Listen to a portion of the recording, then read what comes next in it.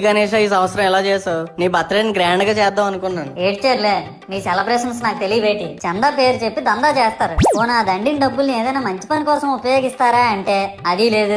పైగా నా విగ్రహాన్ని కొనడానికి పెళ్లి సంబంధాల్లో పిల్లని చూడడానికి వెళ్ళినట్టు పొలవమను 10 మంది వెళ్తారు. అందులో ఒకడికి ఆ బొమ్మ నచ్చిందని, ఇంకోటికి ఈ బొమ్మ నచ్చిందని. నా కర్మ ఏంటంటే అక్కడ ఉన్నవన్నీ నా బొమ్మలే. మళ్ళీ తీరా 10 మందికి ఒక బొమ్మ నచ్చాక అమ్మేటోడు అలుసుగా తీసుకొని 10,000 15,000 అని బాంబు పేలుస్తాడు. ఎందుకురా బాబు ఇంత రేట్ అంటే కలకత్తా నుంచి తెప్పించామంటాడు. నాకు అర్థం కాదు ఏంటంటే, ఎక్కడైతే నేను కలకత్తా నుంచి అయితే నాకన్నా మునగాడు వస్తాడా, అక్కడ కూడా నేనే కదా.